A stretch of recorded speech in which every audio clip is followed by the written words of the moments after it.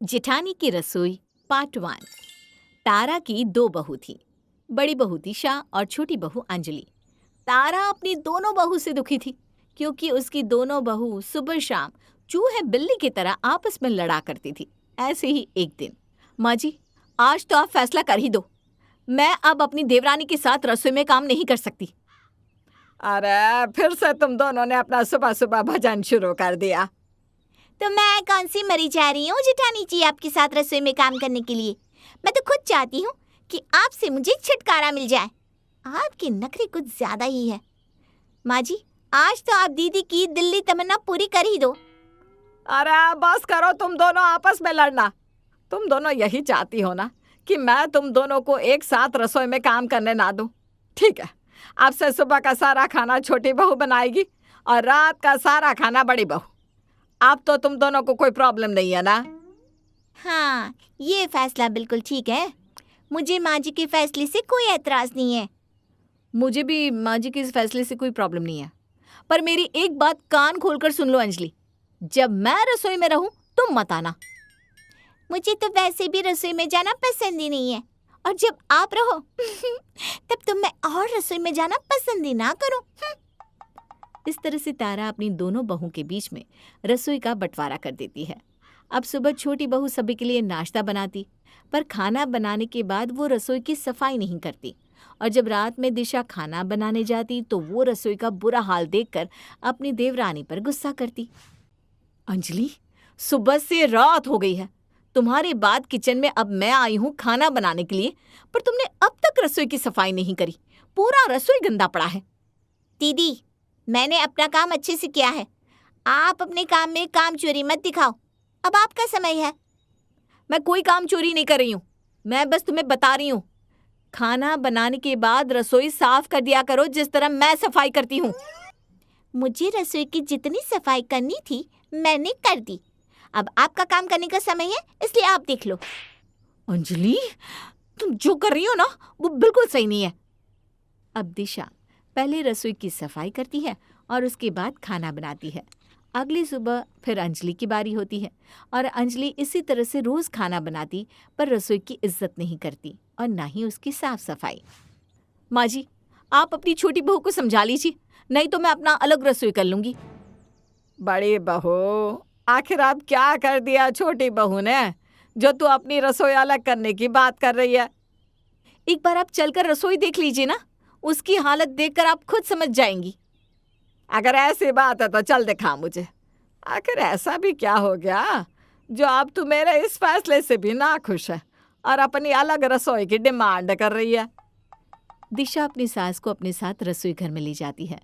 रसोई घर की बुरी हालत देखकर तारा की आंखें फटी की फटी रह जाती है। ये रसोई का क्या हाल बना रखा है, पूरी रसोई तहस नहस हो रखी है। अब समझ में आया माँ जी आपको मैं क्या कहना चाहती हूँ, कि आप अंजलि को डांटे या फिर मेरी रसोई अलग कर दे। बहू, तेरी बात तो मैं समझ गई और मैं अंजलि बहू को डांटूंगी भी, पर मैं तेरी रसोई अलग नहीं कर सकती। मैं तो अपनी रसोई अलग करके ही रहूंगी। अब तारा वहां से चली जाती है और सास की ये बात सुनकर दिशा को बहुत गुस्सा आता है। वहीं दूसरी ओर तारा अपनी छोटी बहू की क्लास लगाती है। कामचोर कहीं की, खाना बनाकर सारा सामान वहीं छोड़ देती है। मैं खुद अपनी आंखों से देख कर आ रही हूँ। तूने रसोई का कितना बुरा हाल कर रखा है, कितनी गंदगी है रसोई में। माँ जी, मैं हमेशा रसोई साफ करती हूँ, बस कभी कभी नहीं करती। सुबह का टाइम रहता है और भी कई सारे काम होते हैं। अरे बड़ी बहू भी तो है, वो अपना काम कितने अच्छे से करती है, पर तुझे किस चीज की जल्दी रहती है, हैं?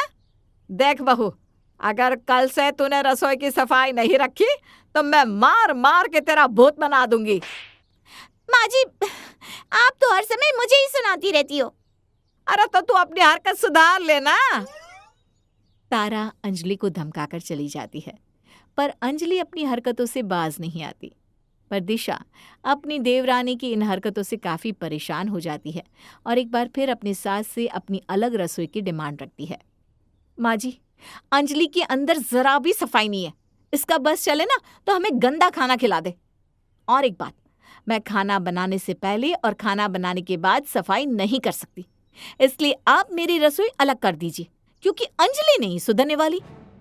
दिशा बहू, मैंने तुझे कितनी बार कहा कि रसोई अलग नहीं होगी। इतना बोलकर तारा वहां से चली जाती है। पर अब दिशा भी ठान लेती है कि वो अपनी रसोई अलग करके ही रहेगी, और इसीलिए अब दिशा अपने ही कमरे में अपनी एक छोटी सी रसोई बना लेती है। अब जैसे ही अंजलि को पता चलता है कि उसकी जिठानी ने अपने कमरे में ही अपनी छोटी रसोई बना ली है, तो वो अपनी जिठानी की रसोई का मजाक बनाती है। जिठानी जी, लगता है आप कुछ ज्यादा ही कूल हो। एक काम करो ना, कमरे से पंखा निकाल कर फेंको। पहली बात, तुम मेरे कमरे में क्या कर रही हो? और दूसरी बात, मुझे तुम्हारी एडवाइस नहीं चाहिए। तीसरी बात, ये फालतू की बकवास करना बंद करो और सीधे मुद्दे की बात पर आओ। आपकी पहली सवाल का जवाब, मैं यहाँ आपके कमरे में आपका छोटू सा किचन देखने आई हूँ। कितना फनी लग रहा है। दूसरी बात, उसका जवाब, आप मेरी एडवाइस ले लो, वरना खाना बनाने के बाद जब पंखा चलाओगी तो खांस खांस कर मर जाओगी। और आपकी तीसरे सवाल का जवाब, मुझे कमरे के अंदर ही आपका छोटा सा रसोई देखकर बड़ी हंसी आ रही है। आपकी हालत देखकर ऐसा लग रहा है जैसे कि आपने एक कमरा किराए पर लिया हो। मेरी रसोई देखकर हंसने की जरूरत नहीं है। मेरी रसोई भले ही छोटी हो, पर तेरी रसोई से लाख गुना अच्छी है और साफ है। एक बार अपनी रसोई का हाल देखकर आ। इतना बोलकर दिशा अंजलि का हाथ पकड़कर उसे अपने कमरे से निकाल देती है। ये सब देखकर तारा दिशा पर बरसने लगती है। अरे बड़ी बहू, क्या कर रही है तू? फालतू सामान को अपने कमरे से बाहर कर रही हूँ माँ जी। दरअसल मेरे कमरे में अब जगह नहीं बची ना। माँ जी, देखा आपने, दीदी ने मुझे फालतू कहा। हाँ, क्योंकि यही सच है। दिशा अपनी देवरानी को उसकी सही जगह दिखाकर अपना कमरा बंद कर देती है। ऐसे ही कुछ दिन बीत जाते हैं और तारा के घर की बात पूरे मोहल्ले को पता चल जाती है। अब जो कोई भी तारा के घर आता तो उसके घर का मजाक बनाता। छोटी बहू घर में, बड़ी बहू रसोई में। आखिर तुम्हारे घर में चल क्या रहा है तारा बहन? अरे मैं तुम्हें क्या ही बताऊं बहन, मैं तो परेशान हो गई हूँ अपनी इन दोनों बहुओं से। दोनों की दोनों आपस में रसोई को लेकर हर समय लड़ा करती हैं। इसलिए मैंने दोनों का समय अलग कर दिया। मेरी बड़ी बहू को मेरा फैसला पसंद नहीं आया, इसलिए उसने अपनी अलग रसोई बना ली अपने कमरे में। माँ जी, अब क्या ही कर सकते हैं। दीदी का जैसे कमरा छोटा हो गया है, वैसे ही उनकी बुद्धि भी छोटी हो चुकी है। उनकी छोटी सी बुद्धि में ना कुछ नहीं घुसेगा। दिशा अंजलि की सारी बातें सुन लेती है, जिसके बाद वो अपने गुस्से पर काबू नहीं कर पाती और पास में रखा ग्लास का पानी उठाकर अंजलि के मुंह पर पानी फेंक देती है।